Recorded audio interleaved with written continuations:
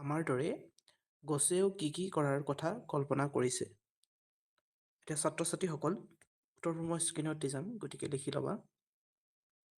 পদ্যটোত আমাৰ দৰে গছেও কথা কোৱা, ফল আনি ঘৰে ঘৰে দিয়া, আমাৰ লগত যোৱাৰ কথা কল্পনা কৰা হৈছে। 2. গছে যদি খোজ কাঢ়ে আমাৰ কেনে লাগিব? উত্তৰ: গছে যদি খোজ কাঢ়ে মোৰ ভাল লাগিব। 3. আমাৰ মৰম চেনেহবোৰ গছে কিহত বান্ধি নিব? উত্তৰ: পাতত বান্ধি নিব। 4. হাবি এৰি গছ কাৰ লগত যাব বুলি ভবা হৈছে? উত্তৰ: আমাৰ লগত যাব বুলি কৈছে। 5 নম্বৰ, আমাৰ লগৰীয়া কোন হ'ব বুলি কোৱা হৈছে? উত্তৰ: গছক আমাৰ লগৰীয়া হ'ব বুলি কোৱা হৈছে। এইটো আছিল ক নম্বৰ প্ৰশ্ন উত্তৰ। খ. 1. সৰু ডাঙৰ গছবোৰ শাৰী পাতি গ'লে কি হ'ব? উত্তৰ: দুয়ো কাষে ল'ৰা-বুঢ়াই লাগি চাব। 2. হাবি এৰি গছ গুচি গ'লে কাৰ কি অসুবিধা হ'ব? উত্তৰ: হাবি এৰি গছ গুচি গ'লে সকলোৰে অসুবিধা হ'ব। হাবিত থকা বন্য প্ৰাণীবোৰৰ থাকিবলৈ ঠাই নোহোৱা হ'ব। 3 নম্বৰ, গছ তোমাৰ ঘৰলৈ আহিলে তুমি কি কৰিবা? উত্তৰ লিখিবা। গছ আমাৰ ঘৰলৈ আহিলে গছৰ লগত বন্ধু পাতি ল'ম। এনেদৰে খ নম্বৰ প্ৰশ্ন উত্তৰখিনি কৰিবা। এতিয়া তাৰ পিছৰ প্ৰশ্নটোলৈ আহিছোঁ। শব্দ সম্ভাৰ আৰু অভিধান চাই তলৰ শব্দবোৰৰ অৰ্থ লিখা। এফালে দি থোৱা আছে শব্দ আৰু আনফালে অৰ্থ খালী ঠাই দি থোৱা আছে। গতিকে লিখিবা। মই স্ক্ৰীনত উত্তৰবোৰ দি যাম। মজা শব্দটোৰ অৰ্থ লিখিবা আনন্দ বা সুখ, এই দুটাৰ ভিতৰত যিকোনো এটা লিখিব পাৰিবা। তাৰপিছত আছে বিলাই শব্দটোৰ অৰ্থ লিখিবা। বিলে দুৰ্দশা বা দুৰৱস্থা। বিলৈ বা দুৰ্দশা বা দুৰৱস্থা। লাগি একেথৰে বা একান্ত মনে চাই থকা। লাষ্টটো আছে লগৰীয়াৰ শব্দৰ অৰ্থ লিখিবা। বন্ধু, সংগ বা একেলগে থকা। এতিয়া নেক্সট প্ৰশ্নটো হৈছে পদ্যটো গদ্য ৰূপত কোৱা আৰু লিখা। ছাত্ৰ-ছাত্ৰীসকল তোমালোকক যিটো কবিতা দি থৈছে আছে, গছে যদি খোজ কাঢ়ে, এই গছে যদি খোজ কাঢ়ে পদ্যটিৰ গদ্য ৰূপত লিখিবা এনেদৰে। কবিৰ কল্পনা সীমা নাই। কবিয়ে কল্পনাৰ জৰিয়তে কথা কোৱা আৰু গছে খোজ কাঢ়ি ঘূৰি ফুৰা, ঘৰে ঘৰে গৈ ফল মূলবোৰ ভগাই দি আহিছে। মানুহৰ কষ্ট লাঘৱ হৈছে। গছে ঘৰে ঘৰে ফল মূল দি অহাত মানুহৰ পৰা মৰম চেনেহবোৰ পাতত বান্ধি লৈ গৈছে। এনেদৰে যদি গছবোৰে হাবি এৰি মানুহৰ লগে লগে যায়, তেনেহ'লে চাইকেল গাড়ীবোৰৰ দুৰৱস্থা হ'ব।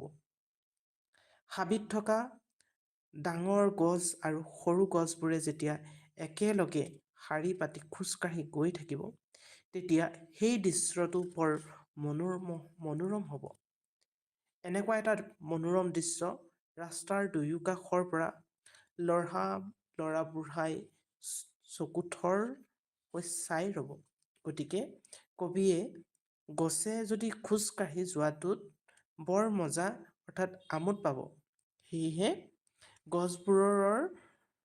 গছবোৰ কবিৰ লগৰীয়া হৈ একেলগে ঘূৰি ফুৰাৰ কথা কবিয়ে পদ্যটোত কল্পনা কৰিছে। এনেদৰে উত্তৰটো লিখিবা। ইয়াৰ পিছতে আছে তোমালোকৰ ইফালে লুটিয়াই দিয়া তলৰ খালী ঠাইবোৰ পূৰ কৰা। এতিয়া তোমালোকক পদ্যটোৰ পৰা তুলি দিছে।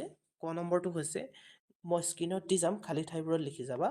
গছে যদি আমাৰ দৰে পাৰে কথা ক'ব, গছে যদি খোজ কাঢ়ে কেনে মজা হ'ব। খ. সৰু ডাঙৰ গছে মিলি লিখিবা শাৰী পাতি যাব। দুয়ো কাষে ল'ৰা বুঢ়াই ৰ লাগি চাব। এতিয়া গ নম্বৰ হৈছে কেনে মজা হ'ব যে ভাই, কেনে মজা হ'ব, গছবোৰো আমাৰ দেখোন লগৰীয়া হ'ব। এইটো আছিল খালী ঠাইবোৰ সম্পূৰ্ণ কৰিবা তোমালোকে। ইয়াৰ পিছত দিছে খ, ভাষা অধ্যয়ন, ব্যৱহাৰিক ব্যাকৰণ। ইয়াত তোমালোকৰ পদ্যটোত থকা যুক্তাক্ষৰ দুটা ভাঙি দেখুৱাই দুটাকৈ শব্দ লিখিব দিছে। গতিকে হয়কচ ক আৰু নয়ধান্থ। গতিকে ইয়াৰ যুক্তাক্ষৰটো ভাঙিবা। মই স্ক্ৰীনত দি দিছোঁ, গতিকে তোমালোকে চাই ল'বা। ইয়াৰ পিছত যে যুক্তাক্ষৰ গঠন কৰা, ছাত্ৰ ছাত্ৰীসকল এই যুক্তাক্ষৰ গঠন কৰা কেইটাটো মই তোমালোকক স্ক্ৰীনত দি দিছোঁ, গতিকে তোমালোকে স্ক্ৰীনৰ পৰা চাই ল'বা আৰু লিখি ল'বা। ইয়াৰ পিছৰ নেক্সট কুৱেশ্যনটোলৈ আহিছোঁ আমি। পদ্যটোৰ পৰা বিচাৰি উলিয়াই লিখা। এতিয়া ছাত্ৰ ছাত্ৰীসকল ক দিশে বিশেষ্য পদ আচলতে তোমালোকে কি সেইটো আগতীয়াকৈ জানিব লাগিব, তেতিয়াহে ইয়াৰ উত্তৰটো কৰিব পাৰিবা। গতিকে মই বিশেষ্য পদনো কাক কয় মই কৈ দিছোঁ যে বিশেষ্য পদ হৈছে যিবোৰ পদে নাম বুজোৱা পদবিলাককে সাধাৰণতে বিশেষ্য পদ বোলে। যিকোনো নাম বুজোৱা পদকে বিশেষ্য পদ বোলে। গতিকে পদ্যটোত কি কি নাম বুজাইছে সেই শব্দবোৰ আমি লিখিব লাগে। গতিকে মই দি দিছোঁ, ইয়াত দুটা দি থৈ দিছে গছ আৰু ঘৰ। গতিকে ইয়াৰ বাহিৰেও হ'ব ফল, পাত, হাবি, চাইকেল, ৰিক্সা, গাড়ী, ল'ৰা বুঢ়া, এইবোৰ হৈছে বিশেষ্য পদ। আৰু খ নম্বৰ দিছে বিশেষণ পদবোৰ কোনবোৰ? বিশেষণ পদবোৰ হৈছে যিবোৰ পদে দুখ, গুণ, অৱস্থা, পৰিমাণ বুজাই। বিশেষ্য পদৰ দুখ, গুণ, অৱস্থাৰ পৰিমাণ বুজাই সেইবোৰ পদকে বিশেষণ পদ বোলে। গতিকে বিশেষণ পদবোৰ তোমালোকক দুটা দি থৈ দি আছে, সৰু, ডাঙৰ। আৰু বাকীকেইটা হৈছে মই দি দিছোঁ মজা, মৰম, চেনেহ, বিলাই, শাৰী পাতি, ৰ লাগি। এইবোৰ হৈছে বিশেষণ পদ। আৰু গ নম্বৰটো হৈছে ক্ৰিয়াপদবোৰ। ক্ৰিয়াপদবোৰ হৈছে যি মানে কৰা বা হোৱা বুজায়। বিশেষ্য পদৰ যিবোৰ কৰা বা হোৱা বুজায় সেইবিলাককে কি কয় ক্ৰিয়াপদ বোলে। গতিকে ক্ৰিয়াপদ তোমালোকক দি থৈছে কাঢ়ে, ক'ব। এতিয়া ইয়াৰ আৰু কেইটামান মই দিছোঁ আনে, নিয়ে, যায়, যাব, হ'ব। এইবোৰ হৈছে ক্ৰিয়াপদ। ছাত্ৰ ছাত্ৰীসকল ইয়াৰ পিছত দিছে তোমালোকক তলৰ শব্দবোৰেৰে একোটাকৈ বাক্য লিখা। বাক্য লিখিব দিছে মজা, মৰম, চেনেহ, বিলাই, লগৰীয়া। ছাত্ৰ ছাত্ৰীসকল মই দুটাকৈ তোমালোকক বাক্য দি দিম, গতিকে বাক্যৰ তোমালোকৰ যিটো প্ৰশ্ন হয় সেই বাক্যটো তোমালোকে নোট কৰি ল'বা।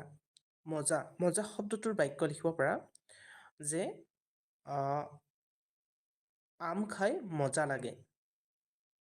আমৰ ঠাইত তোমালোকে আপেলো দিব পাৰা, আপেল খাই মজা লাগে। আৰু অন্য এটা বাক্য হৈছে পূজাত আমাৰ ঘৰলৈ ৰমেন আহিলে বেছ মজা লাগিব। এনেদৰে বাক্যটো লিখিব পাৰা। তাৰপিছত আছে মৰম, চেনেহ। মৰম, চেনেহ শব্দটোৰ বাক্য লিখিবা ডাঙৰে সৰুক সদায় মৰম, চেনেহ কৰিব লাগে। তাৰপিছত আৰু এটা বাক্য লিখিব পাৰা আমাৰ দাদা বাইদেউৰ মাজত বৰ মৰম চেনেহ আছে। এনেদৰে লিখিব পাৰা। আৰু বিলাই, বিলাই শব্দটোৰ বাক্য ৰচনা লিখিবা বানপানীয়ে গোটেই অঞ্চলটোৰ খেতি বাৰী মানুহবোৰৰ লিখিবা যে বানপানীয়ে গোটেই অঞ্চলটোৰ খেতি মাৰি মানুহবোৰৰ বিলাই নাইকিয়া কৰিলে। আৰু এটা লিখিব পাৰা যে দেউতাকৰ মৃত্যুৰ পাছত ল'ৰাজনৰ বিলাই নোহোৱা হ'ল। ইয়াৰ ভিতৰত তোমালোকৰ যিটো পচন্দ হয় বাক্য সেই পচন্দ হোৱা বাক্যটোকে লিখি ল'বা। ইয়াৰ পিছত হৈছে লগৰীয়া। এতিয়া লগৰীয়াৰ বাক্য ৰচনা লিখিবা সদায় ভাল সংগৰ লগৰীয়া হ'ব লাগে। অন্য এটা বাক্য লিখিব পাৰা লগৰীয়াসকলৰ লগত ফুটবল খেলিবলৈ যাওঁ। এই দুটা বাক্য লিখিব পাৰা। ছাত্ৰ ছাত্ৰীসকল ইয়াৰ পিছত আহিছে তোমালোকক দলত আলোচনা কৰি লিখা। এতিয়া দলত আলোচনা কৰিব দিছে তোমালোকক 4টা দি থৈ দিছে। ক, গছে আমাক কি কি দিয়ে? খ, গছৰ পৰা আমি কি কি কৰিব পাৰোঁ? গ, গছ নাথাকিলে আমাৰ কি হ'ব? ঘ, গছ নাথাকিলে পশু পক্ষীৰ কি হ'ব? গতিকে এই প্ৰশ্নসমূহৰ উত্তৰ তোমালোকক দলত আলোচনা কৰিব দিছে। গতিকে মই ক নম্বৰৰ পৰা গোটেইকেইটা কৰি দিছোঁ, গতিকে স্ক্ৰীণত দি যাম, গতিকে তোমালোকে চাই ল'বা। গছে আমাক কি কি দিয়ে? উত্তৰটো লিখিবা। গছে আমাক ফল মূল দিয়ে, গছে আমাক গৰমৰ দিনত শীতল ছাঁ দিয়ে, গছে গছৰ পৰা আমি কাঠ পাওঁ, এই কাঠৰ পৰা আমাক লাগতিয়াল বস্তু যেনে বিচনা, মেজ, চকী, খৰাহী আদি তৈয়াৰ কৰিব পাৰোঁ। তাৰপিছত লিখিব পাৰা, গছৰ পৰা আমি বিভিন্ন শাক পাচলি খাদ্য হিচাপে আমি পাওঁ। এনেদৰে উত্তৰটো লিখিবা। খ নম্বৰটো হৈছে গছৰ পৰা আমি কি কি কৰিব পাৰোঁ? উত্তৰটো লিখিবা। গছৰ পৰা আমি দৈনন্দিন জীৱনত যিবোৰ লাগতিয়াল বস্তু যেনে ঘৰ, দৰ্জা, খিৰিকী, চকী, মেজ, বিচনা, ডলা, কুলা, খৰাহী আদি তৈয়াৰ কৰিব পাৰোঁ।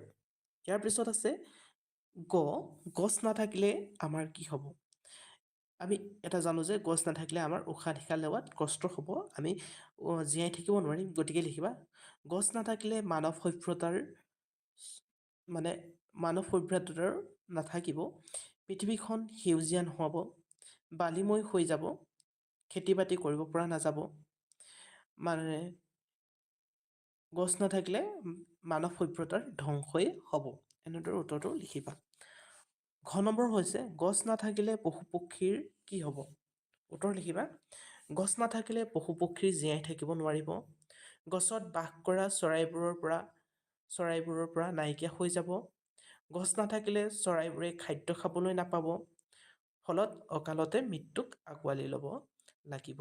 এনেদৰে উত্তৰটো লিখিবা। এতিয়া তোমালোকক দিছে সাথৰ, গছৰ ওপৰত গুটি, গুটিৰ ওপৰত গছ, কোৱাচোন বাৰু মই কি গছৰ সঁচ? গতিকে ইয়াৰ উত্তৰটো হ'ব মাটিকঁঠাল। মাটিকঁঠাল উত্তৰটো হ'ব, বা আনাৰস বুলি ক'ব পাৰা।